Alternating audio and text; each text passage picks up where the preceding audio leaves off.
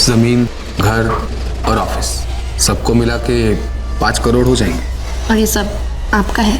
हाँ भाई, बिल्कुल मेरा है। अगर जो कुछ आपका है वो मेरा हो जाए तो? पिला पिला कर मारने का इरादा है क्या?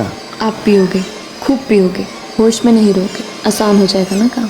तो नशे में गाड़ी ठोक दूंगा, घर पहुंचने की बजाय सीधा ऊपर चला जाऊंगा। एग्जैक्टली। खुद नहीं जाओगे तो मैं पहुंचा दूंगी। आप बस पियो, जितना जी चाहे उतना पियो।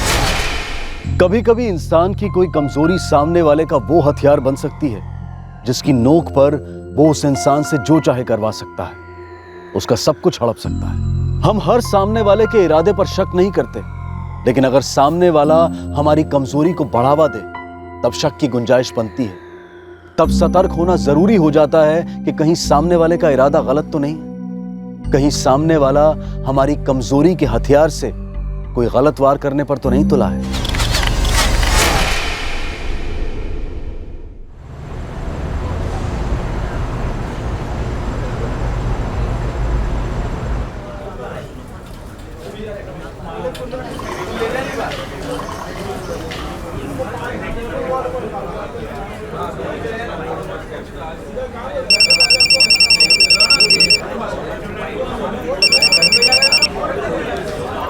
अब तुम पूछोगे निखिल कि कल हम जा रहे हैं कि नहीं? हाँ भैया, हम यही पूछने वाले थे। हाँ भाई, जा रहे हैं हम आजमगढ़, और साथ में अम्मा और रोहन भी चल रहे हैं हमारे साथ। भैया आप पी रहे हैं? हाँ, लेकिन थोड़ी सी पी है। भैया आप तो थोड़ा सीरियस हो जाइए, कल पहली बार अंकिता से मिलने जा रहे हैं। अंकिता से पहली बार मिल रहे हैं? शादी तो पहली बार नहीं कर रहे। लेकिन भैया आपकी शराब की आदत से कहीं बनती हुई बात ना बिगड़ जाए। बात कैसे बिगड़ेगी?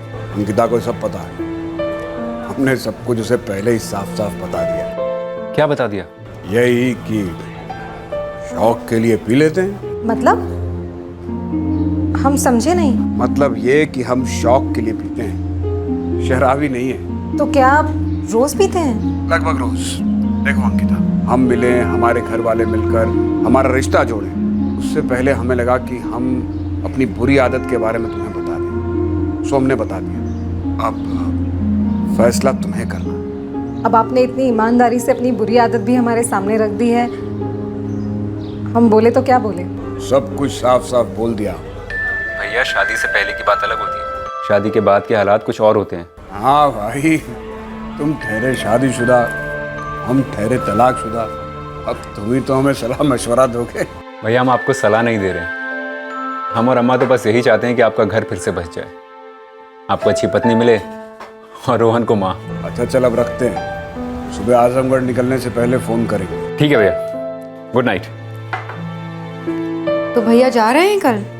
हाँ, कल सुबह निकलेंगे आगरा से और शाम तक आजमगढ़ पहुंच जाएंगे। अच्छा है ना, आप भी तो यही चाहते थे कि भैया आजमगढ़ जाएं और अंकिता से मिलें।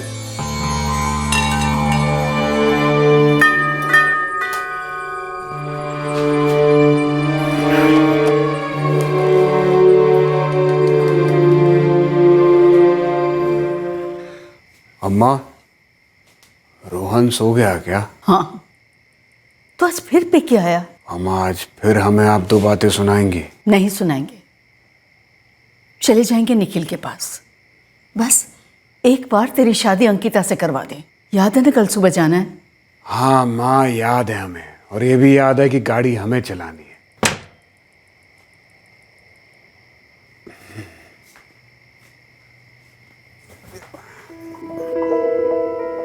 जो कुछ भी कर रहे हैं ना, तेरे लिए कर रहे हैं, समझते हम। तू भी बहुत छोटा है, तुझे माँ की जरूरत है ना।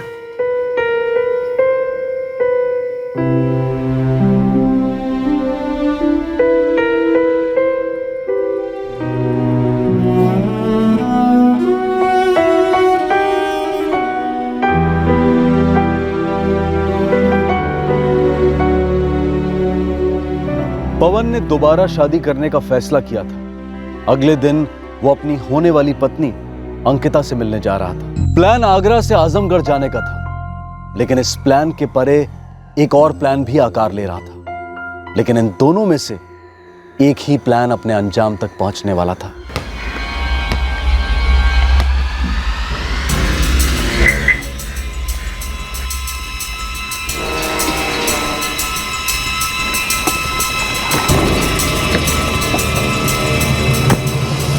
रोहन आ जाओ।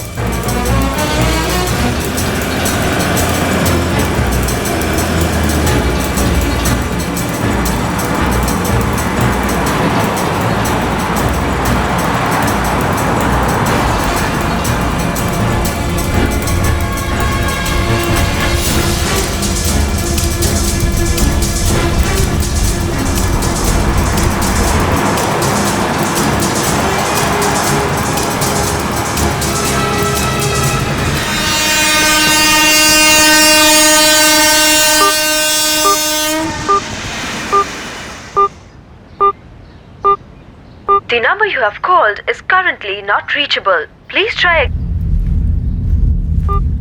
निखिल, ये लीजिए आपका। Call is currently not reachable. क्या हुआ? भैया और अम्मा दोनों का ही फ़ोन नॉट रीचेबल आ रहा है। लेकिन आपकी सुबह ही तो बात हुई थी ना, जब वो लोग निकले थे। हाँ, लेकिन इस बात को 2 घंटे हो गए हैं। निखिल, आप परेशान मत होइए, हो सकता है हाईवे पे होंगे, नेटवर्क का कुछ प्रॉब्लम होगा। बाद में ट्राई करते हैं। ठीक है, बाय।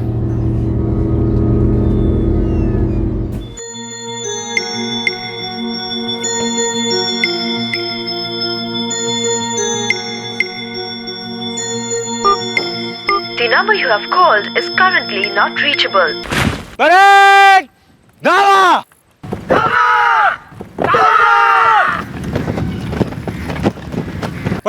स्टंपिंग मार से चल।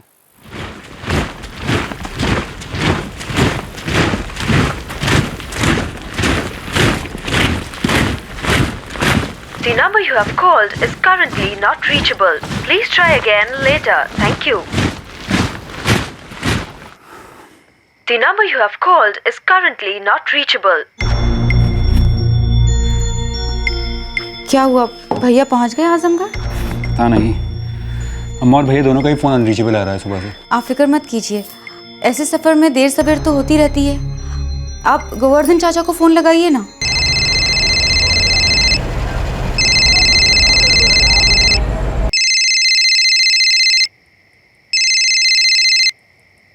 हाँ निखिल बेटा, कैसे हो तुम? हम ठीक है चाचा जी।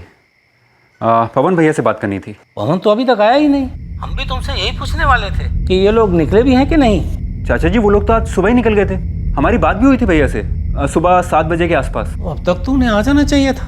हो सकता है रास्ते में गाड़ी वाड़ी खराब हो गई हो सकता है, पर अब तो हमें फिक्र होने लगी है। तो रास्ते में हो सकता है ट्रैफिक ज़्यादा हो, उसकी वजह से देर हो गई हो। हाँ चाचा जी, लेकिन फ़ोन तो करना चाहिए था। तुम फिक्र मत करो, हमें अंकिता के परिवार वालों को कल दोपहर के बाद ही मिलना है। और पवन बेचारा अकेला ही तो है ड्राइव करने वाला। थकान की वजह से हो सकता है कहीं रुक गए होंगे, सुबह तक आ जाएंगे। चाचा जी, देर रात हो या सुबह, जैसे ही वो लोग आए हमारी तुरंत बात कराइएगा। ठीक है बेटा। क्या हुआ? भैया अभी तक पहुंचे नहीं?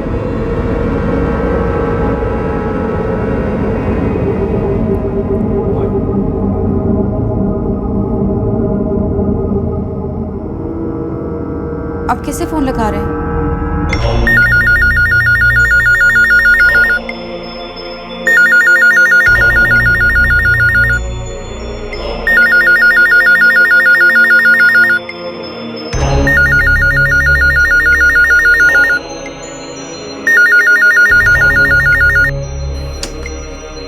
निखिल, आप फिक्र मत कीजिए, ऐसे सफर में तो देर सवेर होती रहती है ना।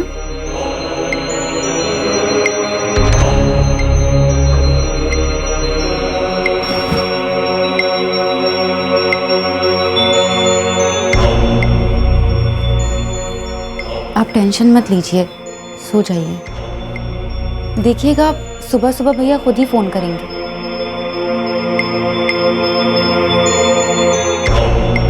अगले दिन सुबह निखिल को फोन तो आया, लेकिन यह फोन पवन या उसकी मां ने नहीं किया। यह फोन उत्तर प्रदेश के बनारस शहर से आया, चौंकाने वाली जानकारी के साथ।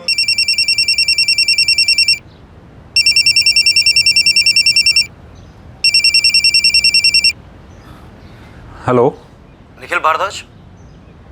जी हाँ, बोल रहा हूँ। आप कौन? मैं सब इंस्पेक्टर विवेक माथुर बोल रहा हूँ, सांची नगर आउटर बनारस पुलिस स्टेशन से।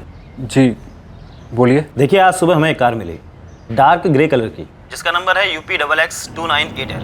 क्या ये गाड़ी आपकी है? हाँ, हमारी कार है। क्या हुआ? दरअसल आपकी ये गाड़ी हमें बनारस हाईवे के पास जंगलों में मिली।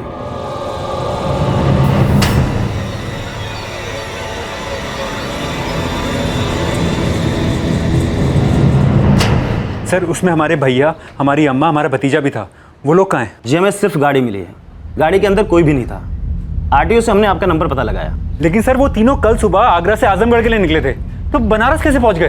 देखिए इस बारे में हमें कोई भी जानकारी नहीं है, आप जितनी जल्दी हो सकता है आ जाइए। ठीक है सर। निखिल क्या हुआ, किसका फोन था? बनारस पुलिस को भैया की कार मिली है। बनारस पुलिस? हाँ निखिल बेटा, हम तुम्हें ही फ़ोन करने वाले थे, ये लोग अभी तक पहुँचे ही नहीं। वो अंकिता के पापा भी पूछ रहे थे पवन के बारे में। चाचा जी बनारस पुलिस को हमारी कार मिली है जंगल के पास। बनारस? कहाँ आजमगढ़, कहाँ बनारस? अच्छा चाचा जी, हम अपने सीनियर से परमिशन लेके निकलते हैं बनारस के लिए। आप अंकिता के पेरेंट्स को समझा दीजिए। तुम उसकी फिक्र मत करो, हम संभाल लेंगे। ठीक है चाचा जी, पहले तो सामान पैक करो। बात काफी सीरियस है, तुम्हें जल्द से जल्द निकलना चाहिए।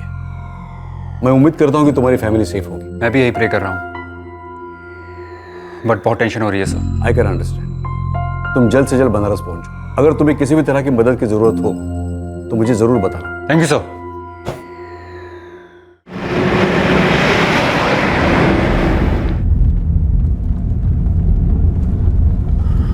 नहीं, कल हमने 1-2 बार कोशिश की थी, लेकिन फोन तो अनरीचेबल था उनका। अंकिता आपकी आखिरी बार कब बात हुई थी भैया से? परसों। तब उन्होंने हमसे कहा कि कल वो गोवर्धन चाचा के यहाँ आ जाएंगे और आज वो हमारे घर आने वाले थे। हम आज बनारस पहुंच जाएंगे, अब वहीं जाके कुछ पता चलेगा। सुनिए, जैसे ही आपको कुछ पता चले हमको भी एक कॉल कर दीजिएगा। हाँ ठीक है।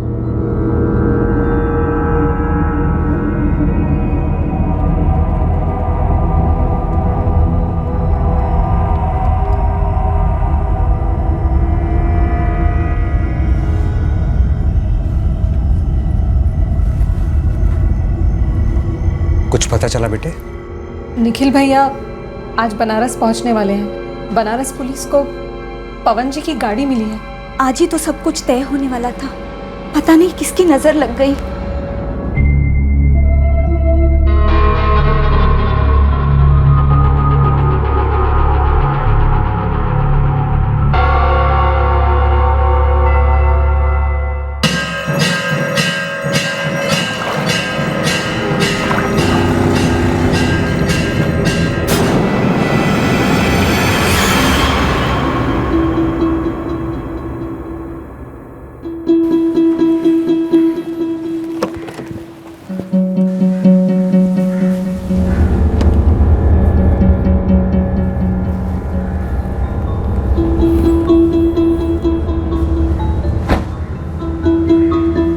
हमने कार की पूरी चेकिंग की, पर कार में एक भी डेंट नहीं मिला। इसका मतलब कि एक्सीडेंट हुआ ही नहीं है। लेकिन सर उनका सारा सामान गायब है, हो सकता है उन्हें किसी ने लूट लिया हो। अगर किसी चोर ने लूटा होता तो वो कार छोड़ के क्यों जाता? निखिल ऐसा भी तो हो सकता है कि माँ, भैया और रोहन निकले ही ना हो आगरा से आजमगढ़ के लिए। हो सकता है कि वो घर पे हों। अगर वो आगरा में होते तो कार यहाँ क्या कर रही है? और अगर घर पर होते तो लैंडलाइन का नंबर तो उठाते ना। मुझे लगता है कि हमें एक बार आगरा का घर जाके चेक करना चाहिए।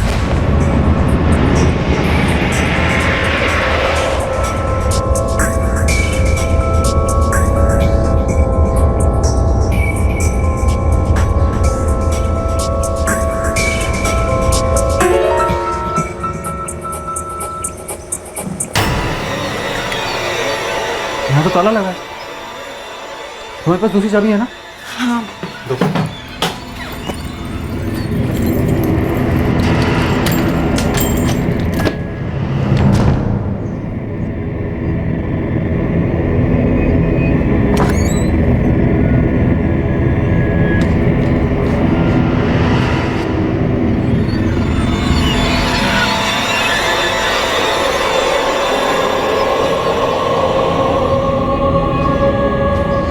तो कोई भी नहीं, और ऐसा भी लगता है कोई जबरदस्ती घर के अंदर घुसा हो।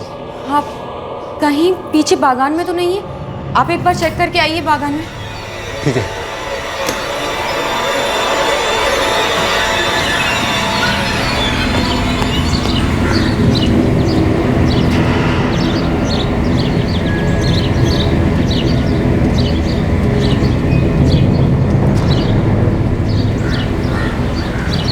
you have called is currently not reachable. Please try again. नहीं लग रहा पायल, हमें डर लग रहा है। वो पक्का आजमगढ़ के लिए निकले थे। ये रास्ते में उनके साथ कुछ नहीं, कैसी बात कर रहे हैं आप? सर 2 दिन पहले यानी 16 अप्रैल को सुबह करीब 7 बजे हमारी अम्मा, हमारे भैया और हमारा भतीजा तीनों हमारी कार में आगरा से आजमगढ़ के लिए निकले थे। सर 2 दिन हो गए, अभी तक उनसे कांटेक्ट नहीं हो पा रहा है और उनका फ़ोन अनरीचेबल आ रहा है। कल यानी 17 अप्रैल को बनारस पुलिस को वही कार आउटर बनारस के जंगल के पास मिली। आपकी उनसे आखिरी बार बात कब हुई थी? सर 16 की सुबह करीब 7 बजे।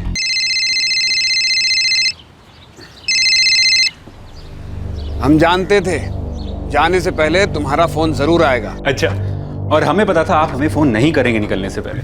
बेटा तुम चलते हो हमारी आज़ादी से, इसीलिए हमारी शादी करवा देना चाहते हो, है ना? अरे भैया, हम तो सिर्फ इतना चाहते हैं कि आप लाइफ में सेटल हो जाएं, और हमारे ख्याल से अंकिता जी आपके लिए बिल्कुल सही हैं। भैया जो हुआ उसे भूल जाइए और आगे की सोचिए। रोहन चलो गाड़ी में बैठो। वैसे भैया आपको 7 बजे निकलना था ना, आप निकले नहीं अभी तक? अरे सारी तैयारी हो चुकी है, सामान डिक्की में रखा जा चुका है, अम्मा और रोहन गाड़ी में बैठ चुके हैं। बस 1 मिनट के अंदर आजमगढ़ के लिए मार्च शुरू होगी। और उसके 2 घंटे बाद से करीब 9 बजे से मैं उनका फ़ोन ट्राई कर रहा हूँ, लेकिन उनका फ़ोन नॉट रीचेबल आ रहा है। आपके भाई आजमगढ़ जा रहे थे अपनी शादी के लिए लड़की देखने? जी सर, अंकिता नाम है उनका। दरअसल हमारे चाचा जी जो आजमगढ़ में रहते हैं वही ये रिश्ता लाए थे। ये हमारे भैया की दूसरी शादी होने वाली थी। आपके भाई जा रहे थे आजमगढ़, गाड़ी मिलती है बनारस में, वो भी खाली बिना सामान के। जी सर। हम मिसिंग केस दर्ज करके तहकीकात शुरू करते हैं। इसके लिए हमें आपके भाई, आपकी माँ और आपके भतीजे की फोटो चाहिए। हम ये फोटोज स्टेट के सभी पुलिस स्टेशन में भेज देते हैं, फिर देखते हैं क्या होता है। Thank you sir.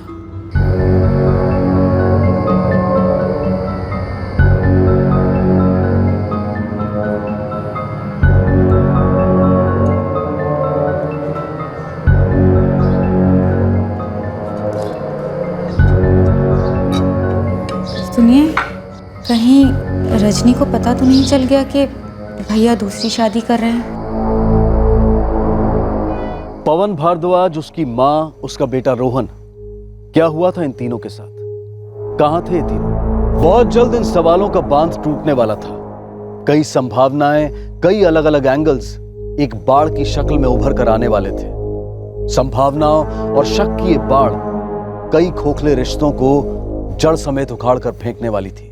ऐसी ही एक रिश्तेदार थी रजनी, पवन की पहली बीवी, रोहन की मां। रजनी को शायद पता चल गया हो, और तुम क्यों पूछ रही हो? बस ऐसे ही मन में ख्याल आया कि कहीं क्या पायल, कहीं तुम ये तो नहीं सोच रही कि रजनी ने कुछ? नहीं, ऐसा नहीं है। बस हमारा मन बहुत घबरा रहा है, बहुत बुरे बुरे ख्यालात आ रहे हैं मन में। कहीं अम्मा, भैया और रोहन के साथ कुछ गलत ना हो गया। एक 35 साल का आदमी, साथ में एक 65 साल की औरत और एक 8 साल का बच्चा। नहीं सर, हमारे हॉस्पिटल में पिछले 4 दिनों से ऐसा कोई केस नहीं है। पुलिस ने आगरा से आजमगढ़ के रास्ते में आने वाले सभी अस्पतालों में पूछताछ की। उस रूट के सभी पुलिस स्टेशंस में तीनों गुमशुदा लोगों की फोटो और डिटेल्स भिजवाई गई। उस हाईवे पर स्थित सभी होटल्स और लॉजेस को भी चेक किया गया। Sir, 0 result. पवन भारद्वाज और उसकी फैमिली के बारे में कुछ भी पता नहीं चला। पवन भारद्वाज और उसकी मां के फोन रिकॉर्ड्स निकलवा। एक 35 साल का आदमी, साथ में बुजुर्ग मां और 8 साल का बेटा। सोचने में थोड़ा सा अजीब लग रहा है कि ऐसे कहीं भी गाड़ी छोड़कर वो अपनी मर्जी से कहीं चले गए, और अगर चले भी गए तो क्यों? सर, पवन दूसरी शादी करने के लिए लड़की देखने जा रहा था। कहीं कुछ खटास तो नहीं है पहली शादी में या फिर दूसरी शादी में? लेकिन अगर ऐसा है भी तो कोई दूसरे शहर में गाड़ी छोड़कर क्यों कहीं चला जाएगा? और सर, बनारस एकदम ऑफ रूट। कहाँ आजमगढ़, कहाँ बनारस? बनारस पुलिस से बात की? जी सर। हमारी टीम गश्त पर थी, तभी हमारी नज़र इस लावारिस गाड़ी पे पड़ी। गाड़ी के अंदर चाबी तो लगी थी पर था कोई नहीं। हमने काफ़ी देर इधर उधर देखा पर किसी का भी पता नहीं चला। सर, बड़ा अजीब लग रहा है केस। ये निखिल, पवन का छोटा भाई, 16 तारीख की सुबह 7 बजे पवन को फ़ोन करता है, इत्मीनान करता है कि भाई घर से निकला है कि नहीं, और फिर 2 घंटे बाद यानी 9 बजे फिर दोबारा से फ़ोन करता है। उसे शायद फिक्र हो रही थी कि उसकी फैमिली सही सलामत है भी या नहीं, या फिर उसे ये फिक्र हो रही थी कि फैमिली सलामत रही भी है या नहीं, और ये कंफर्म करने के लिए उसने फ़ोन किया। हो सकता है। कुंदन, नफरत ज्यादा हो या फिर प्यार, नुकसान दोनों से होता है। हो सकता है इस फैमिली के गायब होने में फैमिली के ही किसी मेंबर का हाथ हो।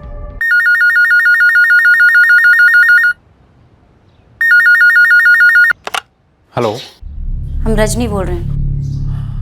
हाँ रजनी बोलिए, निखिल बोल रहे हैं। हमको रोहन से बात करनी है। रोहन तो अभी यहाँ नहीं है। कहाँ गया? हम पवन का फ़ोन भी लगा रहे थे, बहुत बार ट्राई किया, अनरीचेबल बता रहा है। भैया, अम्मा और रोहन तीनों आजमगढ़ गए हैं। भैया शायद अपना फ़ोन चार्ज करना भूल गए। ठीक है, जब भी तुम्हारी उनसे बात हो कह देना हमारी रोहन से बात करवा दो। ठीक है।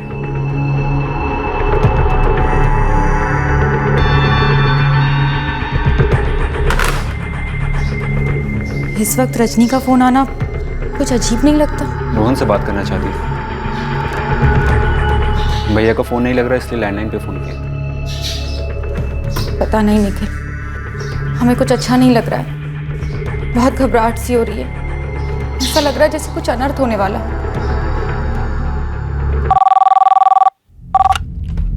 Sub inspector Kundan Ojha, Chitrapur police station, Agra.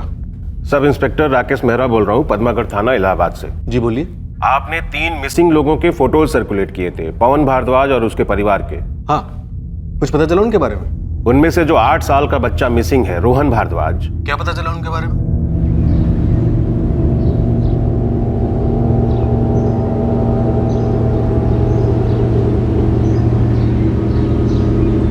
पेशाब करके आते हैं।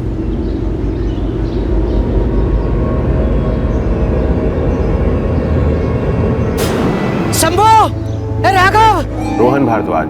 बच्चे के साथ उसके पिता और दादी भी थे, उनका कुछ पता चला? जी नहीं, जहां हमें रोहन की लाश मिली थी हमने आसपास का सारा एरिया छान मारा, हमें और कोई बॉडी नहीं मिली। पवन भारद्वाज, उसकी मां नंदिता भारद्वाज और पवन के 8 साल के बेटे रोहन भारद्वाज के गायब होने के 2 दिन बाद रोहन की लाश मिली। मामला काफी संगीन हो चुका था। पुलिस की शक की सुई अब दूसरे प्लान की तरफ घूमने लगी, जो शायद पवन की फैमिली के आजमगढ़ जाने के प्लान के साथ साथ बनाया गया था।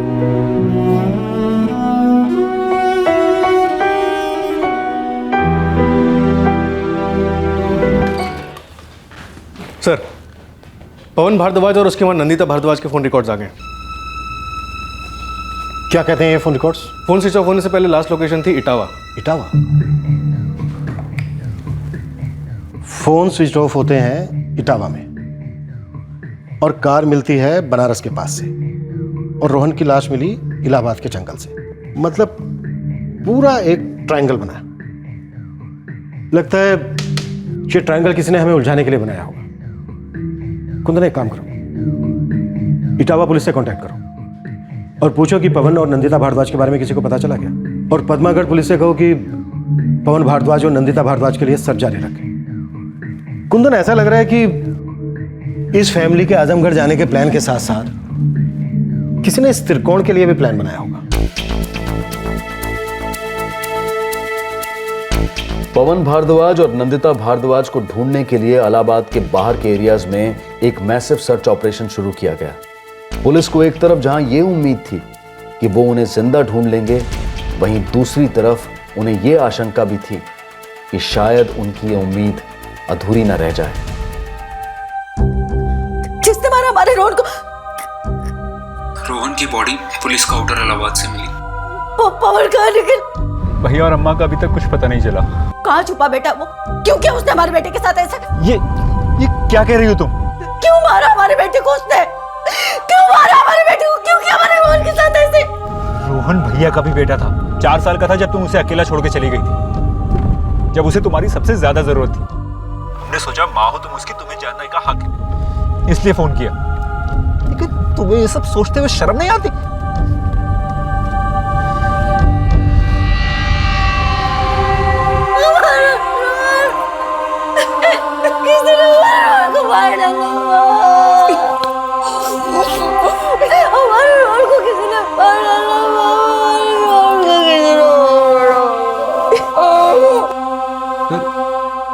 हम कुछ समझे नहीं। तुम्हारे भाई आजमगढ़ जाने वाले हैं, ये बात किन किन लोगों को मालूम थी? हमें, हमारी पत्नी और गोवर्धन चाचा को, जिनके यहाँ वो रुकने वाले थे। और अंकिता और उसके परिवार को? जी हाँ सर। निखिल, तुम्हारे भाई की शादी तुम्हारे भाई की मर्जी के खिलाफ हो रही थी क्या? बिल्कुल नहीं सर। जब ये बात आई थी तब भैया शुरुआत में थोड़ा हिचकिचा रहे थे दूसरी शादी करने के लिए। फिर भैया ने काफी सोचा और हाँ कर दी। ये प्लान भी काफी सोच समझ कर बनाया गया था। कैसा प्लान सर? हमें लगता है तुम्हारे भाई के आजमगढ़ जाने के प्लान के साथ साथ किसी ने एक और भी प्लान बनाया था। हर जुर्म के पीछे एक मकसद होता है, इस जुर्म के पीछे भी था, लेकिन हम ठीक से देख नहीं पाए। तुम्हारे भतीजे को मार डाला गया, तुम्हारा भाई और मां मिसिंग है।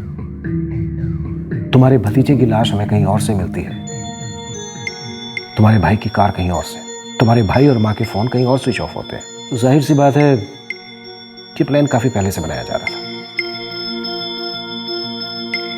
एक बड़ा प्लान, एक बड़ा मकसद हासिल करने के लिए।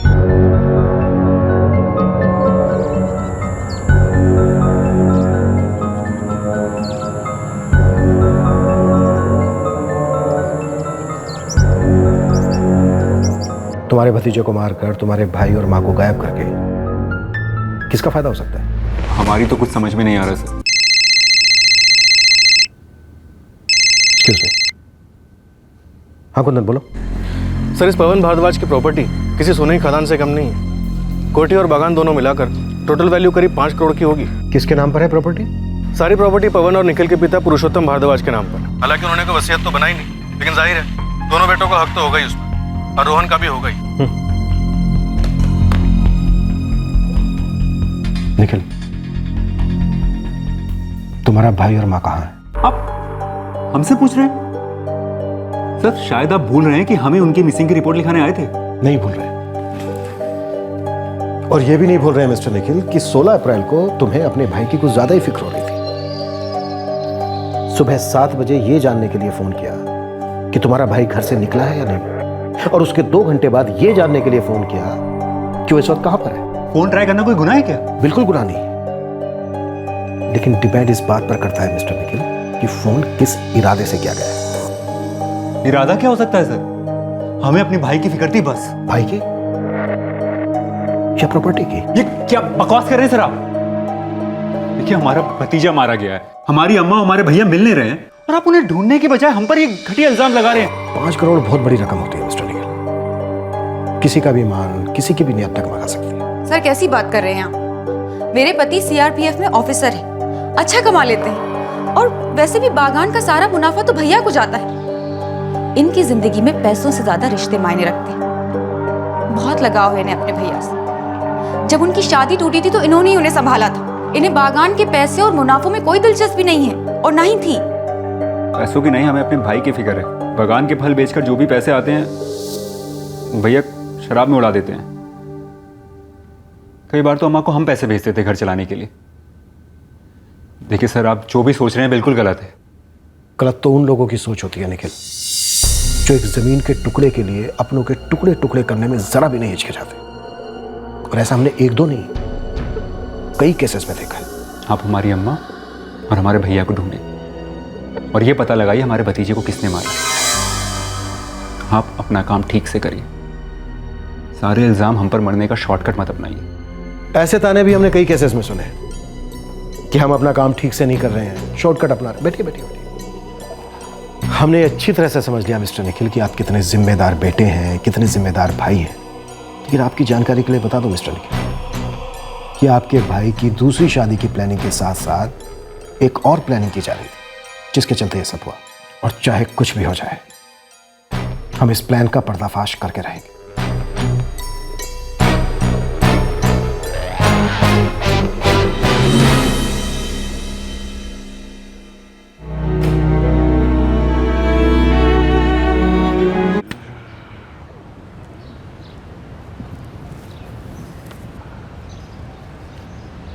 क्या है?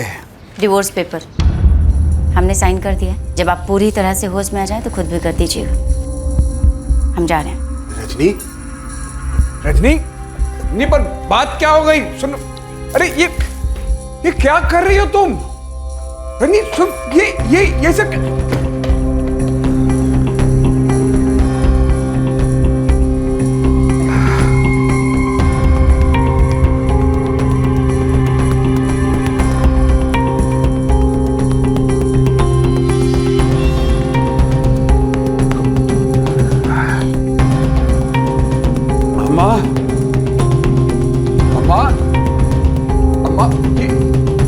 कर रही है रजनी? अब होश आ गया तुमको? रजनी ऐसे कैसे जा रही है अचानक? अचानक कुछ भी नहीं हुआ है पवन। कितना दिन से वो धमकी दे रही थी, अरे हमारे सर पे नाच रही थी सो अलग। पर तुम्हें कहाँ दिखाई देता है? तुम तो अपने नशे में मस्त थे। न तो तुम्हें हमारी बात सुनाई दे रही थी और ना ही उसकी धमकी। पर ऐसे कैसे वो रोहन को छोड़ के जा सकती है? कल रात ही वो हमको बताती थी कि वो तुम्हें तलाक देकर जा रही है।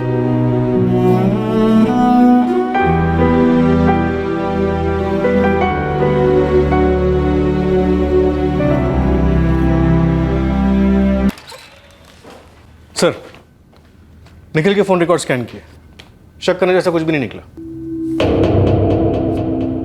पद्मागढ़ पुलिस से कुछ पता चला? नहीं सर।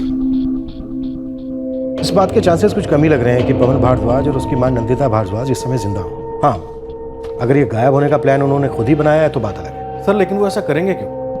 पवन को आखिर अपने बेटे को मार के मिलेगा क्या? और अगर वो ऐसा सोचे भी तो इन सब में उनकी माँ क्यों उनका साथ देगी? रोहन आखिर पोता था उनका। इस केस में ना तो कोई सस्पेक्ट ना ही कोई मकसद सामने आ रहा है। चलो मान लेते हैं कि प्रॉपर्टी कोई मकसद नहीं था, तो कहीं ऐसा तो नहीं है कि ये दूसरी शादी वजह है इनके गायब होने के पीछे? सर अगर ये शादी वाला एंगल सोचे भी तो इन सब के पीछे दो औरतों को सबसे ज्यादा फर्क पड़ने वाला था। एक पवन की एक्स वाइफ रजनी और दूसरी उसकी होने वाली बीवी अंकिता। हो सकता है इन दोनों के पास मोटिव हो। रजनी को अपने एक्स हस्बैंड की दूसरी शादी की बात सुनकर गुस्सा आया हो, और यह भी हो सकता है कि अंकिता की जिंदगी में कोई दूसरा आदमी हो और उस पर यह शादी जबरदस्ती थोपी जा रही हो।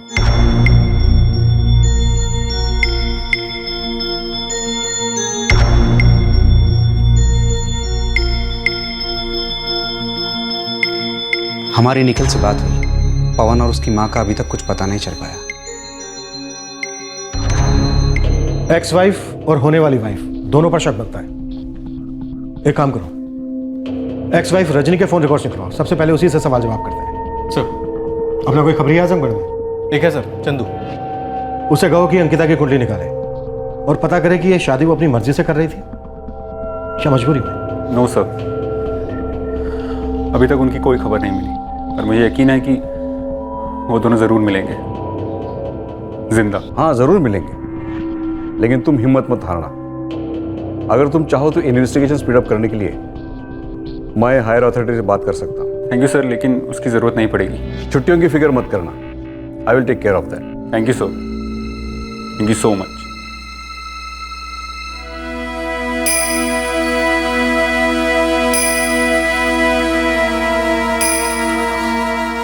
समझ नहीं आता पायल, कौन ऐसा कर सकता है?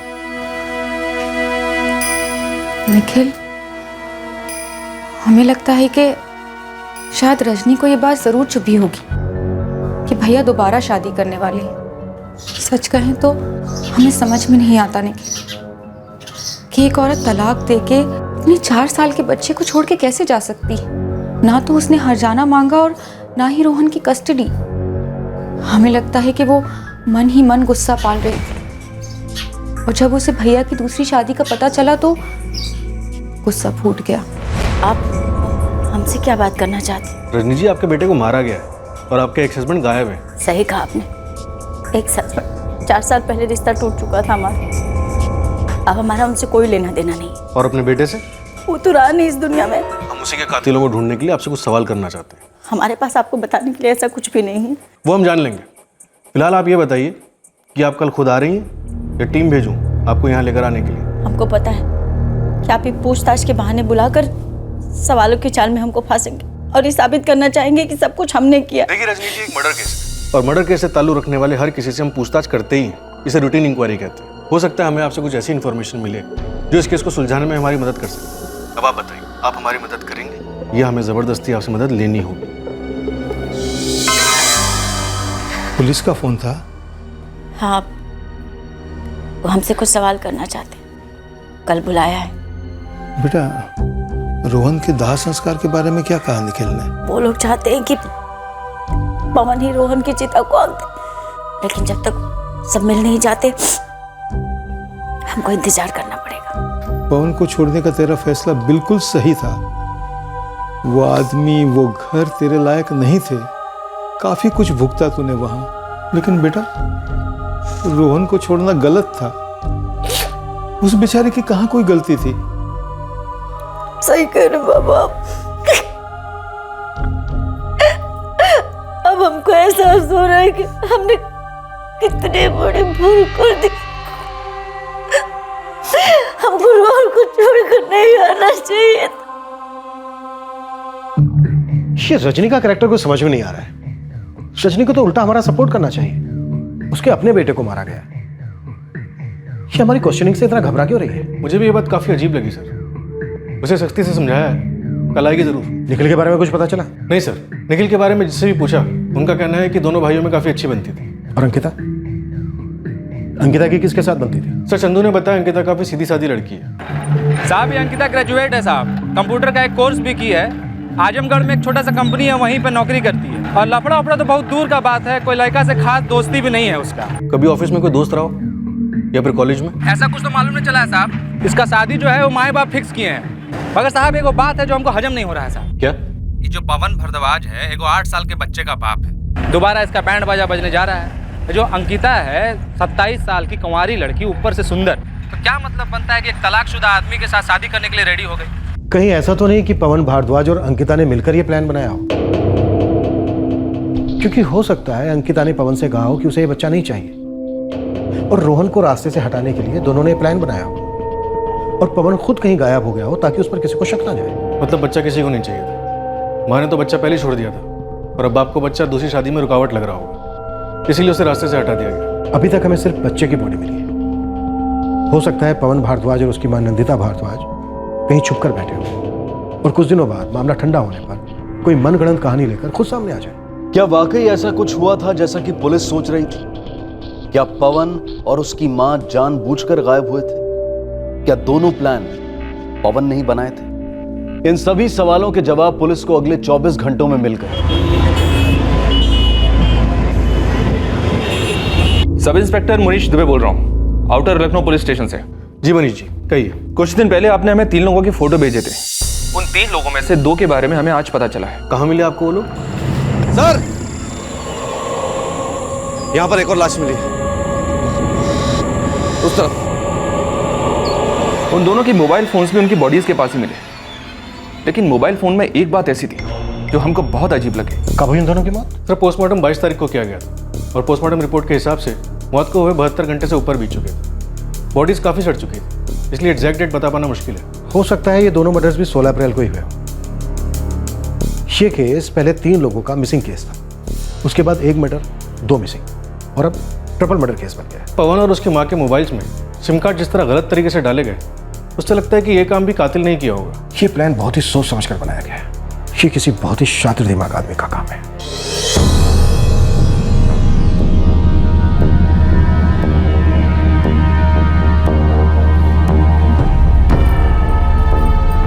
निखिल, क्या हुआ? पुलिस को अम्मा और भैया की लाश मिली, किसी ने गोली मार दी उन्हें।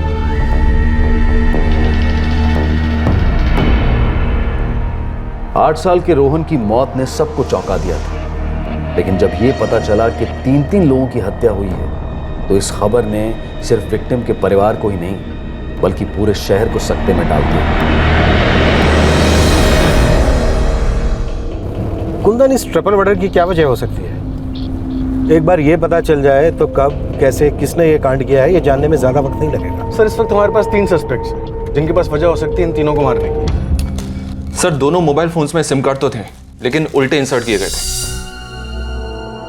ताकि फोन किसी भी काम के ना रहे। ना तो विक्टिम किसी को कॉल कर सके और ना ही कोई विक्टिम को। दोनों को मार देने के बाद ऐसा करने का कोई मतलब तो नहीं बनता। मतलब कोई क्यों विक्टिम को मार देने के बाद सिम कार्ड ऐसे छोड़ के जाएगा? सर हो सकता है मारने से पहले किसी ने सिम कार्ड इस तरह से उल्टे डाल दिया। हो सकता है। देखो, रोहन की लाश मिलती है हमें आउटर इलाहाबाद से, पवन भारद्वाज और उसकी मां नंदिता भारद्वाज की लाशें मिलती हैं लखनऊ हाईवे से। तो फिर ये कार बनारस कैसे पहुंची? अगर हम मान लें निखिल जो कह रहा है वो सही कह रहा है कि उसने 16 अप्रैल की सुबह 9 बजे दोबारा फोन किया विक्टिम को, इसका मतलब ये हुआ कि विक्टिम के घर से निकलने के 2 घंटे के अंदर ही कातिल ने विक्टिम के फोन हासिल कर लिए थे। सर उस दिन घर से 3 लोग निकले, और तीनों के मर्डर हो चुके। आई थिंक जब ये लोग घर से निकले तो इनके साथ कोई और भी था, वो चौथा शख्स, और इस चौथे शख्स ने ही इस त्रिकोण को बनाया या फिर इस प्लान का अहम हिस्सा। पुलिस ये अनुमान लगा रही थी कि कोई चौथा शख्स था जो उस दिन भारद्वाज परिवार के साथ था। हर संभावना को टटोला जा रहा था, लेकिन किसी को यह अंदाजा नहीं था कि हत्याओं का सिलसिला अभी थमा नहीं था। चौथा मर्डर प्लान बहुत जल्द एग्जीक्यूट होने वाला था।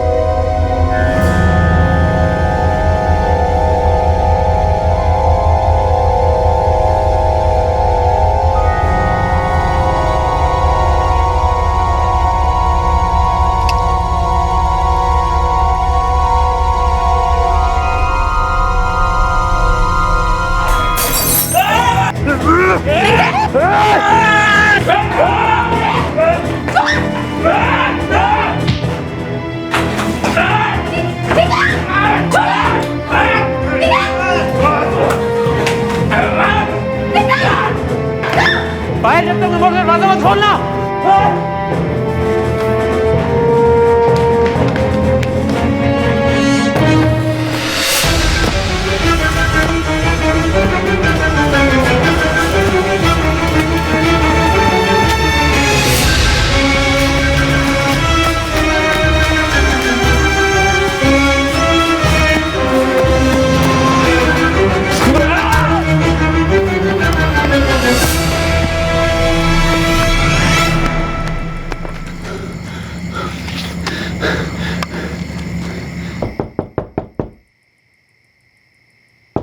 पायल, हमें दरवाजा खोलो।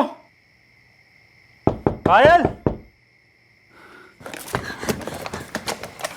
निखिल, आप ठीक तो? हाँ, लेकिन वो भाग गया। लेकिन वो था कौन? पता नहीं, हमने उसका चेहरा नहीं देखा। वो घर के अंदर आया कैसे निखिल? आपने कुंडी लगाना भूल गए थे क्या? हमें याद है, हमने दोनों कुंडियां लगाई थी।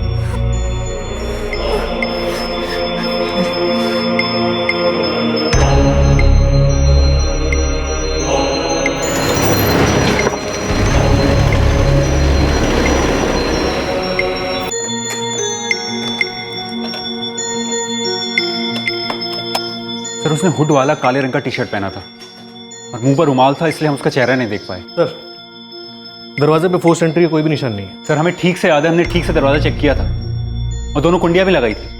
निखिल, जैसा कि आपने हमें बताया, आप यहाँ अंदर के कमरे में सो रहे थे, राइट? जी। तो फिर हमला होने से पहले आपको कैसे पता चल गया कि आप पर हमला होने वाला है? सर, पता नहीं कैसे हमारी आंख खुल गई। हम करवट बदल रहे थे कि हमने देखा कोई चाकू लेकर हमारी तरफ बढ़ रहा है, लेकिन उसका वार चूक गया। फिर वो हमें धक्का देके भाग गया। हमने उसका पीछा भी किया, लेकिन वो बच के निकल गया। आपने उस आदमी का चेहरा देखा था क्या? नहीं सर, हम तो सो रहे थे। गिलास टूटने की आवाज से हम उठे और हमने देखा कि उस आदमी के हाथ में चाकू था और वो निखिल के साथ हाथापाई कर रहा था और हम इतना घबरा गए थे कि हमारे हाथ पैर सुन्न हो गए थे। समझ में ही नहीं आ रहा था कि हम क्या करें। सर, कोई हमें और हमारी पत्नी को मारने की कोशिश कर रहा है। निखिल, कुछ ही दिन पहले आपकी फैमिली के 3 लोगों का मर्डर हुआ है।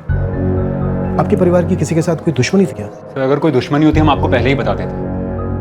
हम सीआरपीएफ में ऑफिसर हैं, 11 महीने ड्यूटी पे रहते हैं, घर से मीलों दूर। आपके भाई की किसी के साथ कोई दुश्मनी, फलों के बागान को लेकर या प्रॉपर्टी को लेकर? भैया ने तो कभी इस बारे में कुछ नहीं बताया। सर, हमें तो कुछ समझ में नहीं आ रहा, कौन कर सकता है ये हमला? सर, अब तक हम निखिल को सस्पेक्ट मान रहे थे, लेकिन कल रात उसी पर ही हमला हुआ। ऐसा लग रहा है कि वो पूरे भारद्वाज खानदान को खत्म करना चाहता है। कुंदन, ये हमला नाकामयाब रहा या फिर प्लान ही था एक नाकामयाब हमले का? सर आपको लग रहा है कि निखिल और उसकी बीवी हमसे झूठ बोल रहे हैं? लग तो ऐसा ही रहा है कि हमला दिखावे के लिए किया गया, ना कि मारने के लिए। निखिल अच्छी तरह से जानता है कि वो भी हमारा एक सस्पेक्ट है। अगर हमने उसको विक्टिम मान लिया तो हमारे शक के रडार से बाहर निकल जाएगा और हम किसी और ही दिशा में इन्वेस्टिगेट करने लगेंगे। Right sir. कुंदन, अब तो यकीन होने लगा है कि इस कांड में कोई चौथा शख्स भी शामिल है और उसी ने ये तीनों खून किया है।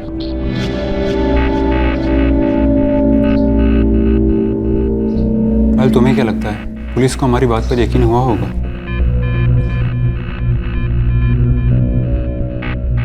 हमने अपना बच्चा खोया है साहब, जिसे हमने जन्म दिया था। आपने अपने बेटे को तो 4 साल पहले ही खो दिया था, जब आपने अपने पति पवन का घर छोड़ा था।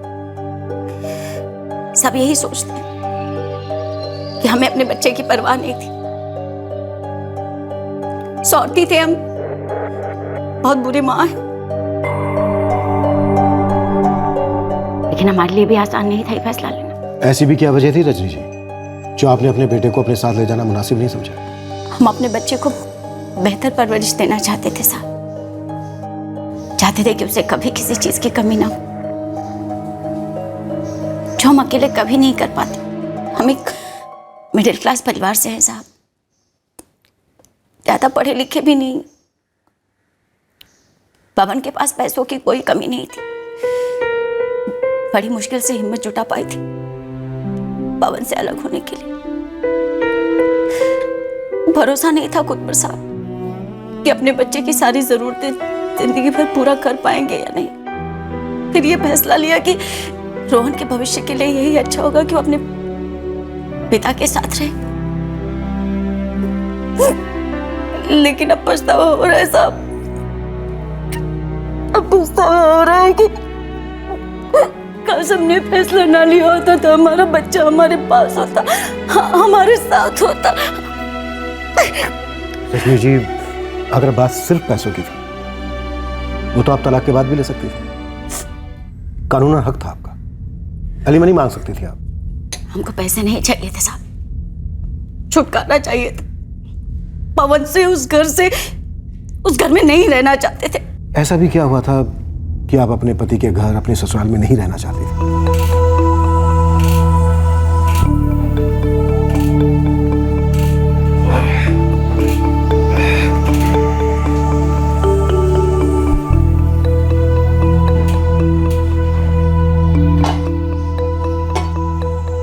शादी से पहले ही जानती थी ना तुम कि पवन को पीने का शौक है? जी, बताया था आप लोगों ने कि उन्हें पीने का शौक है, लेकिन ये नहीं बताया था कि उन्हें पीने की आदत है। और हाँ, अपने बेटे की और एक खासियत बताना भूल गई थी आप, कि उन्हें अपनी जिम्मेदारियों का बिल्कुल भी एहसास नहीं। तमीज से बात करो रजनी, हम सुन रहे हैं। इसका मतलब ये नहीं कि तुम हमें कुछ भी सुनाती चली जाओगी। मानते हैं हम कि हमारे बेटे में कुछ कमियां हैं, पर तुम तो उसकी पत्नी हो ना, सुधारो उसे। पति अगर बहक जाए तो पत्नी की जिम्मेदारी बनती है कि उसे सुधारे। आपने अपनी जिम्मेदारी निभाई थी माँ जी, माँ होने की जिम्मेदारी। रोका था उन्हें जब वो शराब के आदी हो। बस रजनी, शादी के बाद सोचते थे कि वक्त के साथ पवन समझ जाएंगे, लेकिन वो नहीं समझे। रोहन के आने के बाद लगा कि बाप बनने के बाद अपनी जिम्मेदारी समझेंगे, लेकिन उनमें कोई फर्क नहीं पड़ा। धीरे धीरे हम ये बात समझ गए सर कि आदमी नहीं सुधर सकता। 4 साल तक खाली रोहन की वजह से बर्दाश्त करते रहे सर। अगर वहां रहते तो पागल हो जाते, पता नहीं क्या कर बैठते। इतनी घुटन, इतना गुस्सा। घुटन, गुस्सा, पता नहीं क्या कर बैठते। रजनी जी, जब आपने अपने एक्स हस्बैंड की दूसरी शादी की खबर सुनी होगी तो गुस्सा तो आया होगा आपको, नहीं? इसी गुस्से में आपने अपने एक्स हस्बैंड पवन और उसकी मां का कत्ल करवा दिया, यहां तक कि अपने बेटे को भी नहीं पहुंचा। और तो और पवन के छोटे भाई निखिल और उसकी पत्नी पर भी हमला करवाया। क्या आपको वाकई में लगता है सर कि हम ऐसा कर सकते, अपने बेटे को मार सकते? रजनी जी, सवाल का जवाब सवाल नहीं होता, और सवाल हमने पूछा है। सर, हमारा जवाब नहीं है। एक और सवाल पूछेंगे आपसे रजनी जी, और आई एम श्योर इसका जवाब आप ना नहीं दे पाएंगे। रजनी जी, 26 अप्रैल यानी कल रात 12:45 निखिल पर हमला होने के तुरंत बाद आपको एक कॉल आया था।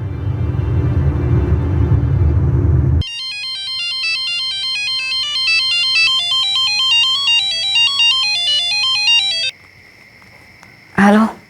ये नंबर फेक आईडी देकर लिया गया, कुछ ही दिनों पहले एक्टिव हुआ है। इसे सिर्फ एक ही कॉल किया गया है, वो भी सिर्फ आपको। यही वो आदमी है ना रजनी जी, जो 16 अप्रैल को आपके एक्स हस्बैंड और उनकी माँ और आपके बेटे के साथ था, और इसी ने उन तीनों का कत्ल किया। हमको नहीं मालूम वो कौन था। हम मानते हैं कि हमको फोन आया था, लेकिन वो कौन था हम नहीं जानते। हेलो रजनी, काम हो नहीं पाया, दोनों बच गए, कुछ और सोचना होगा। क्या बोल रहे हो तुम? कौन हो? आपको फोन आया, उसने कहा काम नहीं हो पाया है, दोनों बच गए, और आपने फोन काट दिया। ये बात आपने हमसे पहले क्यों नहीं बताई? आपने निखिल और उसकी पत्नी पर हमला करवाने के लिए किसे भेजा था रजनी जी? सर हम नहीं जानते वो आदमी कौन था। हमको जानबूझकर फंसाया जा रहा है। अगर हम चाहते तो आप लोग उससे झूठ भी बोल सकते थे, लेकिन हमने सही सही बता दिया। हम जानते थे कि पवन दोबारा शादी करने जा रहे हैं, लेकिन ना तो हमको इस बात का दुख था, ना ही गुस्सा। क्या रजनी सच कह रही थी? क्या वाकई कोई उसे फंसाने की कोशिश कर रहा था, या फिर ये रजनी की कोशिश थी अपने आप को बचाने की? आखिर निखिल और पायल पर हुए हमले का सच क्या था? कौन खेल रहा था ये मौत का खेल, और कौन था वो चौथा आदमी जो उस दिन पवन की फैमिली के साथ था? अपने बंदों को काम पर लगाओ। निखिल और रजनी दोनों की हर मूवमेंट पर नजर रखो। कहीं कोई सुपारी निकली हो, कोई कीमत अदा हुई हो, बात कहीं ना कहीं जरूर निकलेगी, किसी ना किसी कान में जरूर पड़ेगी। सर, अंकिता से बात करते हैं, बुलाओ। हमने सुना था पवन जी अच्छे इंसान थे, फैमिली भी अच्छी थी उनकी, वेल सेटल थे, कोई वजह ही नहीं थी इनकार करने की, और हमारे माँ बाबा भी इस रिश्ते से खुश थे। तुम अपनी मर्जी से राजी हुई थी शादी के लिए? जी सर। हाँ, शुरुआत में कुछ डाउट्स थे हमको, थोड़ी झिझक भी थी। ये दूसरी शादी थी पवन जी की, रोहन हमको माँ मानेगा या नहीं, ये सारे डर थे हमारे अंदर। लेकिन फिर हमारी रोहन से बात हुई और सब ठीक हो गया। पवन और रोहन से तुम्हारी सिर्फ फोन पर बात हुई, कभी मिली नहीं थी उनसे? नहीं सर, सिर्फ रोहन और पवन जी की एक फोटो देखी थी। तुम खुश थी इस शादी से? सर आप ये सवाल हमको पहले भी कर चुके हैं, और हमने तब भी हाँ कहा था, और शादी की बात चल रही थी, शादी हुई नहीं थी हमारी। पवन को पीने की आदत थी, ये बात पहले से पता थी तुम्हें? जी, पवन जी ने खुद हमसे कहा था। फिर तो पवन ने यह भी बताया होगा कि पवन की पहली पत्नी ने उसके इस पीने की आदत से तंग आकर उसे छोड़ दिया था। इतना जानते थे सर कि पवन जी की शराब वजह थी तलाक की, पर यह भी सुना था कि रजनी की पवन जी की माँ से भी नहीं बनती थी। रजनी से मिली थी कभी? सिर्फ एक बार, जब उन तीनों का दाह संस्कार किया गया था। तुमने अभी कहा कि जब तुम्हें शादी का प्रस्ताव आया था तुम्हें कुछ डाउट्स थे। जी। अगर पवन को बेटा नहीं होता तो इस शादी का फैसला लेना थोड़ा आसान होता ना? सर ये एक हाइपोथेटिकल क्वेश्चन है, इसका क्या जवाब दें हम आपको? सिर्फ इतना कह सकते हैं कि आप बेकार में हम पर शक कर रहे हैं। आपको लगता है कि हमने पैसे और प्रॉपर्टी के लिए इस रिश्ते को हाँ कहा था। ऐसा नहीं था क्या? नहीं सर, हमने बहुत प्रैक्टिकली सोच समझकर हाँ कहा था। सर रोहन को अपनाने का फैसला हमने दिल से लिया था। एक बड़े घर में शादी करने के लिए एक बच्चे को मार डालने की बात हम सोच भी नहीं सकते। और आप जरा ये तो सोचिए कि अगर हमने सच में रोहन को मारा होता तो हमारे होने वाले पति और सास को क्यों मारते?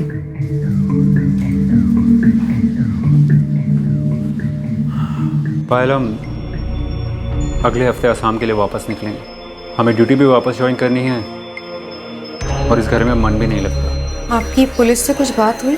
क्या बात करें, हमें नहीं लगता वो इस केस को कभी सॉल्व कर पाएंगे, क्योंकि उन्हें सिर्फ एक इंसान पे शक है, और वो हम।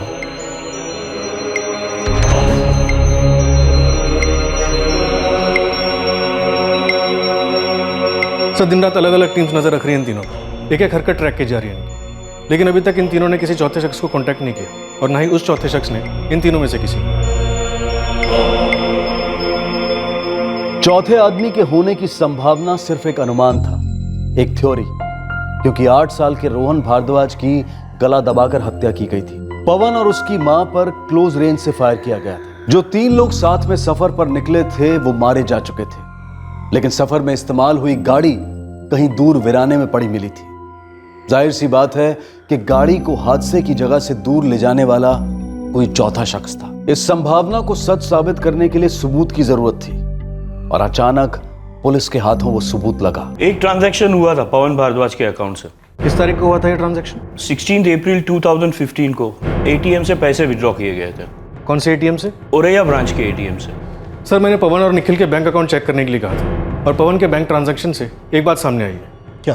सर, 16 तारीख, जिस दिन ये तीनों आगरा से निकले थे, उस दिन औरैया के एक एटीएम से पवन ने पैसे निकाले थे दोपहर 3:05 पर। उस एटीएम के सीसीटीवी का फुटेज मंगवाओ।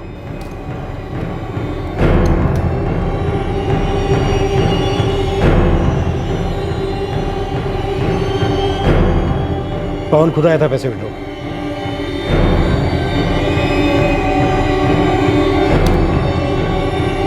मेरा अंदाजा बिल्कुल सही था कि कोई चौथा आदमी भी था।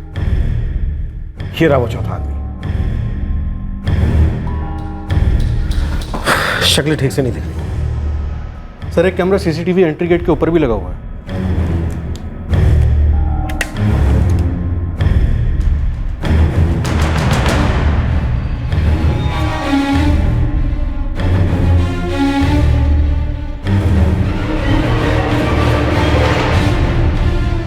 ये रहा वो चौथा आदमी हमारे सामने है। कुंदन, ये आदमी मुझे चाहिए और जितना जल्दी हो सके उतना जल्दी।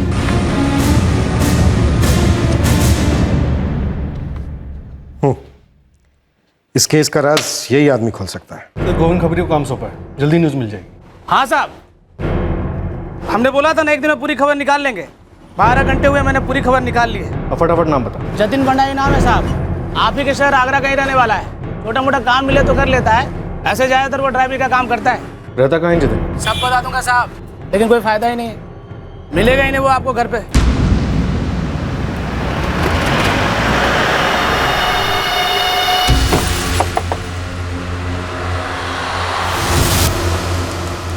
जी, जतिन का? वो तो बाहर गया हुआ है, काफी दिन हो गए साहब। कहाँ गया? कुछ बता के नहीं गया साहब, ना कहा कि कोई काम मिला है इसलिए बाहर जा रहा हूँ। उसका मोबाइल नंबर दो। सर, जतिन का फोन अभी भी स्विच ऑफ जा रहा है। उसकी माँ को भी नहीं पता कि वो कहाँ है। हमारे तीनों सस्पेक्ट्स, निखिल, रजनी और अंकिता, इन तीनों ने भी यही कहा होगा कि वो इस जतिन को नहीं जानते। नहीं सर, इनफैक्ट जतिन का फोटो देखते के साथ ही निखिल उसे तुरंत पहचान गया था। सर, ये तो जतिन भंडारी है। ये उस दिन भैया के साथ था। हाँ, सीसीटीवी फुटेज में साफ नजर आ रहा है। गाड़ी वही चला रहा था। नहीं सर, ये नहीं हो सकता। निकलने से कुछ देर पहले मेरी भैया से बात हुई थी। वो गाड़ी खुद चलाने वाले थे। जतिन की फोटो देखते के साथ ही निखिल काफी हिल गया था। कह रहा था कि जतिन उसके भाई के साथ हो ही नहीं सकता। सर, बात बिल्कुल साफ है। भैया कभी इस आदमी के साथ नहीं जाएंगे। क्यों नहीं जाएंगे? कुछ क्या था जतिन ने? सर, दरअसल जतिन और भैया की काफ़ी बनती थी। वो अक्सर घर भी आया करता था। उम्र में भैया से छोटा था, लेकिन भैया हमेशा उसके साथ ही शराब पिया करते थे। अम्मा को लगता था कि जतिन की वजह से भैया और बिगड़ रहे हैं, इसलिए भैया के तलाक के बाद हमने थोड़ी सख्ती बरती और जतिन से कह दिया कि भैया से ना मिला करें। हमें नहीं लगता अम्मा कभी जतिन को साथ ले जाने के लिए राजी होती। और निकलने से पहले हमारी भैया से बात भी हुई थी। आप निकले नहीं अभी तक? 1 मिनट के अंदर आजमगढ़ के लिए मार्च शुरू होगी। भैया ने कुछ नहीं कहा था। शायद वो कह ना पाए हो। साफ दिख रहा है कि जतिन 16 अप्रैल को आपकी फैमिली के साथ था। जतिन इस वक्त हमारे केस की सबसे अहम कड़ी।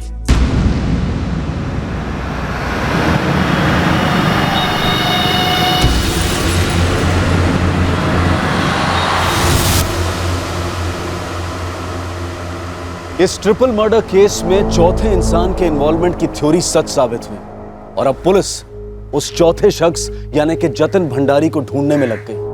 लेकिन अतीत में दफन कई राज अब भी सामने आने बाकी थे। अवाक और अचंभित करने वाली सच्चाई सामने आए उससे पहले एक हल्का सा झटका पुलिस को तब लगा जब जतिन भंडारी अपने आप पुलिस के सामने पेश हुआ।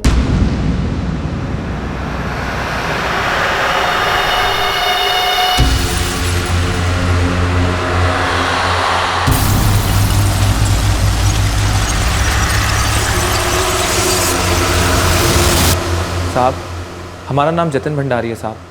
हम घर पहुंचे तो माँ ने बताया आप हमसे मिलना चाहते हैं। ये बात सच है कि 16 तारीख को जब पवन भैया, नंदिता चाची और रोहन आजमगढ़ के लिए निकले थे तब हम उनके साथ थे साहब। यहाँ तक कि गाड़ी भी हम ही चला रहे थे। ये बताओ उन तीनों को मारा किसने? और तू इतने दिन छिपा हुआ कहाँ था? हम छुपे हुए नहीं थे साहब, हमें तो इन तीनों की मौत की खबर भी नहीं थी। हमें तो ये बात कल शाम को मालूम पड़ी जब हमारी अपनी माँ से बात हुई। साहब 2 सप्ताह के लिए महू गए थे, वहाँ पे काम मिला था तो अपनी सिम बंद करके वहाँ की सिम ले ली थी साहब। चल मान लेते हैं तू जो कह रहा है सही कह रहा है। तो ये बता तू उनके साथ था कहाँ तक? आजमगढ़ तक साहब, वहीं तो जा रहे थे वो लोग लड़की देखने के लिए। साहब जैसे हम आजमगढ़ पहुंचे ना, हम गाड़ी से निकल गए। पवन भैया गाड़ी लेके आगे निकल गए, हमने बस पकड़ी और पहुंच गए मऊ। इतना पिटेगा, इतना कुटेंगे तुझे कि तू सीधा पहुंचेगा आईसीयू। सच बोल, सच। अब हम सच बोल रहे हैं साहब, हम सच बोल रहे हैं। सच बोल रहा है तू? हाँ, पवन की गाड़ी मिलती है बनारस से, रोहन की लाश मिलती है इलाहाबाद से, पवन और उसकी मां नंदिता की लाशें मिलती हैं लखनऊ से और उनके फोन स्विच ऑफ होते हैं इटावा में। और तू कह रहा है कि तू उन्हें आजमगढ़ छोड़ के निकल गया। साहब हमने उन्हें आजमगढ़ ही छोड़ा था, हमें टाइम भी याद है, लगभग शाम के 7:30 बजे थे साहब। तेरी ये बात भी सही है। अब ये बता तू उनके साथ क्यों गया था? एक रात पहले 15 अप्रैल को हम पवन भैया के साथ बैठ के शराब पी रहे थे। हर बार की तरह उन्होंने थोड़ी ज्यादा शराब पी ली थी। सर पवन भैया की हालत नहीं थी कि वो खुद घर जा पाए, इसीलिए हम खुद उन्हें छोड़ने गए थे।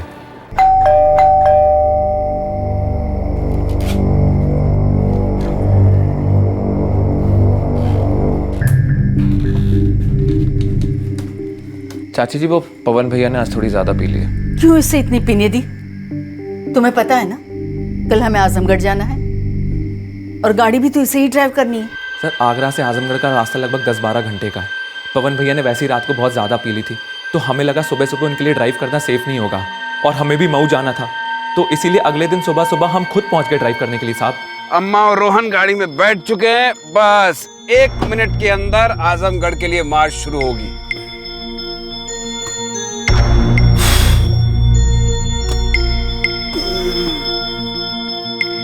तुम चला पाओगे गाड़ी? ला भैया हम चला लें। नमस्ते चाची। अरे जतिन तुम यहाँ? अरे भैया मैं मालूम था आपकी कल की उतरी नहीं होगी, इसीलिए हम खुद आ गए।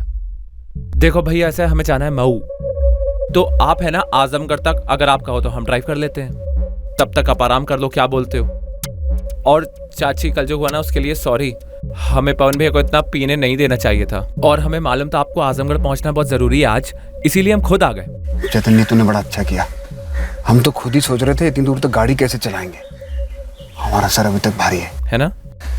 ये अच्छा है, गाड़ी तो चला।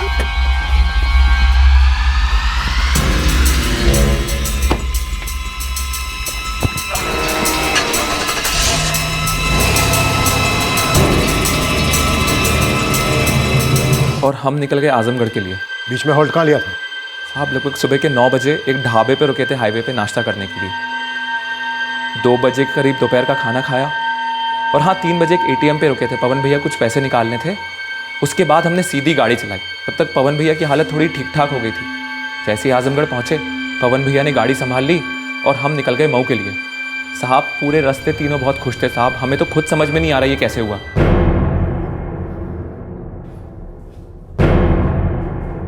साहब कुछ मालूम पड़ा कातिल कौन है साहब? जी साहब। सुन जी। हमसे बिना पूछे शहर छोड़ के कहीं मत जाना। जी साहब।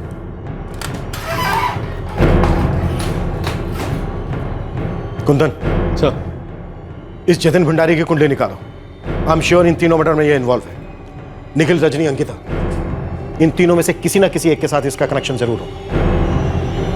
जतिन पर कड़ी निगरानी रखी गई। अगले दिन जतिन के कॉल रिकॉर्ड्स पुलिस के हाथ में थे। फोन रिकॉर्ड स्कैन करने के बाद जो कहानी सामने आई वो पुलिस के सारे अनुमानों से बिल्कुल विपरीत थी और उतनी ही ज्यादा चौंकाने वाली थी। कुंदन, बुलाओ इस निखिल भारद्वाज को।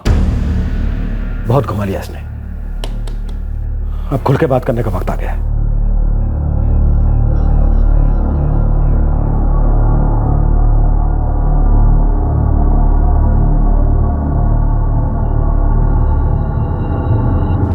निखिल, जिस तरह से तीनों मर्डर हुए, बात बिल्कुल साफ है कि प्लानिंग बहुत पहले से की जा रही थी। ऐसा नहीं है कि अचानक 15 अप्रैल को जतिन तुम्हारे भाई से मिला, खूब दारू पिलाई और उसके अगले दिन 16 अप्रैल को गाड़ी चलाने की ऑफर किया। ये सारी चीजें एक प्लान का हिस्सा थी जिसे जतिन ने किसी और के साथ मिलकर रचा था। साहब हमने तो सामने से आके खुद सब कुछ सच सच बताया था आपको साहब, फिर क्यों पकड़ के ले जा रहे हो साहब? डालो से साहब, हमें जानकर बड़ी हैरानी हुई कि पवन भैया ने फिर से जतिन के साथ मेलजोल बढ़ाया। उस दिन जतिन भैया के साथ था, ये बात भैया ने हमसे छुपाई। छुपाने को तो तुमने भी हमसे बहुत कुछ छुपाया निखिल, जो तुम अब भी बताने में हिचकिचा रहे हो। सर कैसे बताएं, हमें तो यकीन ही नहीं होता। पायल,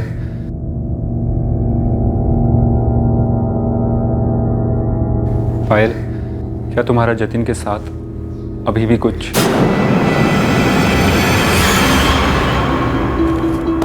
निखिल, जतिन कई महीनों से तुम्हारी पत्नी पायल के साथ टच में है। 16 अप्रैल को जिस दिन तुम्हारा भाई आजमगढ़ के लिए निकला, उस दिन भी जतिन की तुम्हारी पत्नी पायल के साथ कई बार बातें हुई थी। सर, शादी के बाद हमारी पोस्टिंग गुवाहाटी में हो गई थी, लेकिन पायल यहीं आगरा में रहती थी भैया और अम्मा के साथ।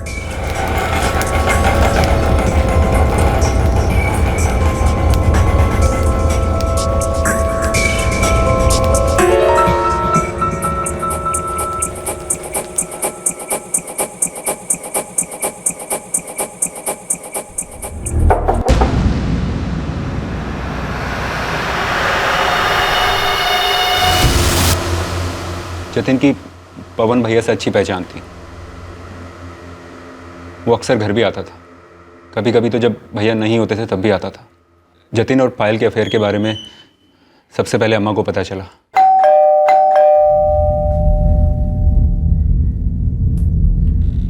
प्रणाम चाची जी, कैसे हैं आप? हम अच्छे हैं। पवन तो बाहर गया है। जी हम जानते हैं, हमें तो वो पायल भाभी ने फोन किया था, उन्हें कुछ काम था ना, इसीलिए आए थे हम। अरे जतिन, कैसे हो? आओ बैठो। हाँ।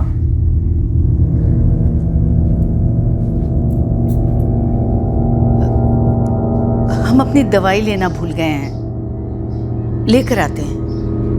ठीक है।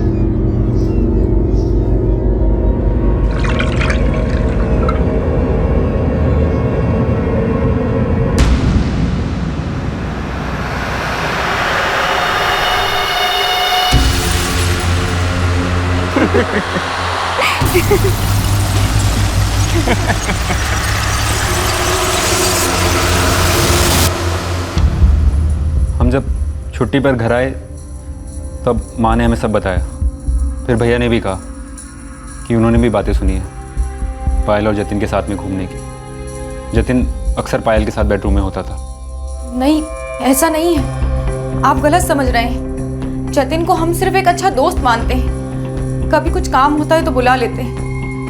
अच्छा, ऐसा भी क्या काम है जो बेडरूम का दरवाजा बंद करके होता है? नहीं, ऐसा कुछ भी नहीं है। झूठ मत बोलो, हम तुमसे साफ साफ बात कर रहे हैं। तुम्हें जो भी फैसला लेना है हमें बता दो।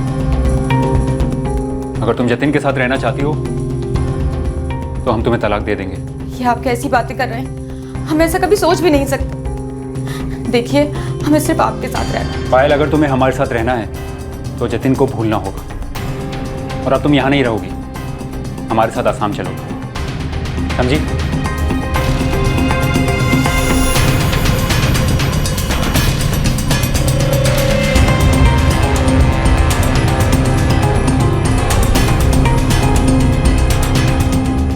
निखिल हमें जतिन से दूर ले गए, लेकिन हम जतिन को कभी भूल नहीं पाए। निखिल को सब कुछ पता चल गया, उसके बाद भी तुम जतिन के साथ टच में थी। तुम्हारे फोन रिकॉर्ड्स बताते हैं कि 15 अप्रैल को तुम्हारी जतिन के साथ बात हुई थी, जिस दिन जतिन, पवन, तुम्हारी सास नंदिता और रोहन घर से निकले थे, ठीक उससे एक दिन पहले। पायल, इससे अच्छा मौका हमें नहीं मिलेगा। कैसा मौका? कौन सा मौका? मौका हमारे एक होने का। मौका पवन, उसकी माँ और उसके बेटे को रास्ते से साफ करने का। उसे क्या मिलेगा? सब कुछ, उनका घर, उनकी प्रॉपर्टी, सब तुम्हारे ही पास आएगी ना, कोई बचेगा ही नहीं। ये सब कुछ इतना आसान नहीं होगा जतिन। तुम हमसे प्यार करती हो ना? हद से ज्यादा। लेकिन जिंदगी साथ गुजारने के लिए प्यार से ज्यादा पैसों की जरूरत पड़ती है। पता है, उसी का इंतजाम कर रहे हैं, इसलिए डरो मत, सब कुछ हम पर छोड़ दो। अब काम पूरा होने के बाद ही तुम्हें फोन करेंगे। पायल को पवन, उसकी मां और उसके बेटे की हर मूवमेंट की जानकारी थी। प्लान के मुताबिक एक दिन पहले जतिन ने पवन को काफी ज्यादा शराब पिला दी थी ताकि जतिन को उनके साथ गाड़ी में जाने का मौका मिले। निखिल पायल को ले गया। उनके जाने के बाद हमने फिर से पवन भैया से दोस्ती करी, शर्मिंदा होने का नाटक करा, माफी मांगी। शराब पीने के लिए पवन भैया को एक साथी की जरूरत हमेशा होती थी। आखिर उन्होंने हमें माफ कर दी। धीरे धीरे उनके घर आना जाना चालू हुआ और हमने माँ जी का भी भरोसा जीत लिया। सिर्फ तुम जानती थी कि उस दिन जतिन क्या करने वाला था। जतिन तीनों को मार चुका है, ये बात भी सबसे पहले तुम्हें पता चली क्योंकि जतिन ने तुम्हें फोन पर बताया था।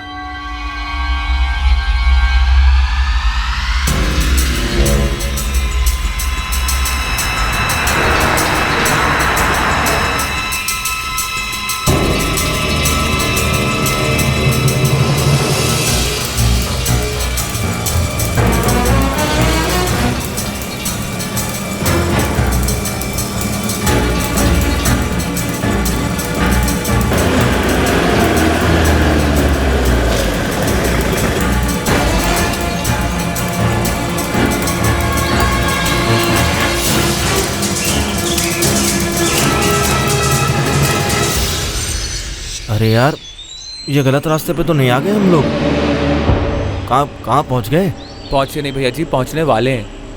आपके होने वाले ससुराल यहाँ से 1 घंटे का रास्ता है। थोड़ा हल्का होने के लिए रोके, आप भी हल्के हो लो।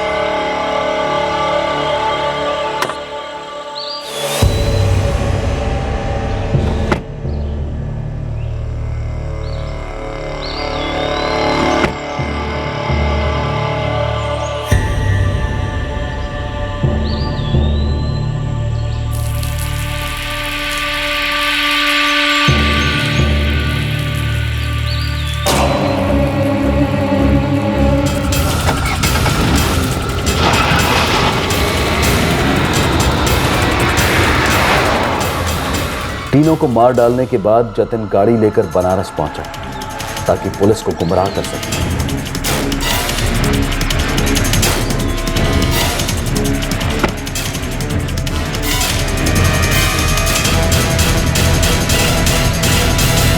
पवन और उसकी माँ के मोबाइल्स में उल्टे सिम कार्ड तो नहीं डाले थे ना? अरे पवन भैया, थोड़ा अपना फोन दीजिए ना, हमारे फोन की बैटरी चली गई है। ये लो, हमारे साथ फोन करो भैया। 2 पान और लगा दो। हाँ माँ, शाम को 7:30 बजे तक आजमगढ़ पहुंच जाएंगे हम। पायल ने बताया था हमें, निखिल अपने भाई की बहुत फिक्र करता था, हर रोज बात करता था। चाची जी, वो 1 मिनट के लिए फोन देंगी? हमारे फोन की बैटरी चली गई थी और माँ से बात करनी थी। हम नहीं चाहते थे कि निखिल या किसी और को ये पता चले कि हम पवन के साथ हैं, इसीलिए हमने जैसे ही पहला हॉल्ट लिया, हमने दोनों के मोबाइल्स के सिम कार्ड रिवर्स में डाल दिए ताकि उनका किसी से कांटेक्ट ना हो पाए और उन्हें उनके मोबाइल वापस कर दिए। हमने बहुत समझाया जतिन को, बहुत रोका। हमने उसे कहा कि अगर वो हमारे साथ घर बसाना चाहता है तो उसे मेहनत से पैसे कमाने होंगे, तभी हम एक हो सकते हैं। लेकिन उसने हमारी एक बात नहीं मानी। हम भी तुम्हारी बात नहीं मानते क्योंकि इस जुर्म में तुम शामिल तो हो पायल, वो भी पूरी तरह से। जतिन क्या करने वाला था, कब करने वाला था, कैसे करने वाला था, ये बात तुम अच्छी तरह से जानते थे, फिर भी चुप रही। उस रात निखिल पर जो हमला हुआ था वो सच में हुआ था ना पायल? क्या मिलेगा? सब कुछ, उनका घर, उनकी प्रॉपर्टी, सब तुम्हारे ही पास आएगी ना, कोई बचेगा ही नहीं। कैसे कोई नहीं रहेगा?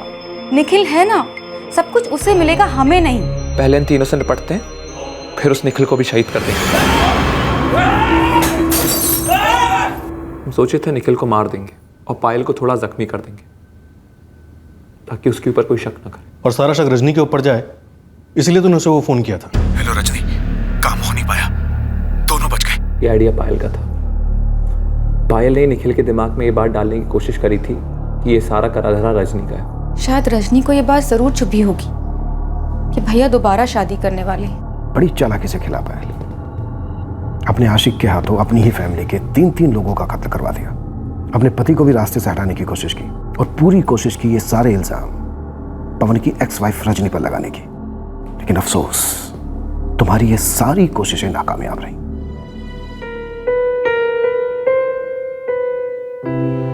निखिल पर हमला करने वाला वो अज्ञात शख्स जतिन ही था। पायल अच्छी तरह से वाकिफ थी कि कब हमला होने वाला था।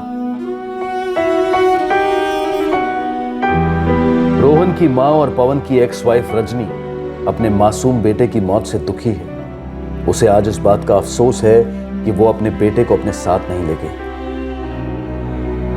अंकिता अपनी नई जिंदगी में कदम रखने ही वाली थी कि एक तूफान ने आकर सब कुछ बिखेर दिया।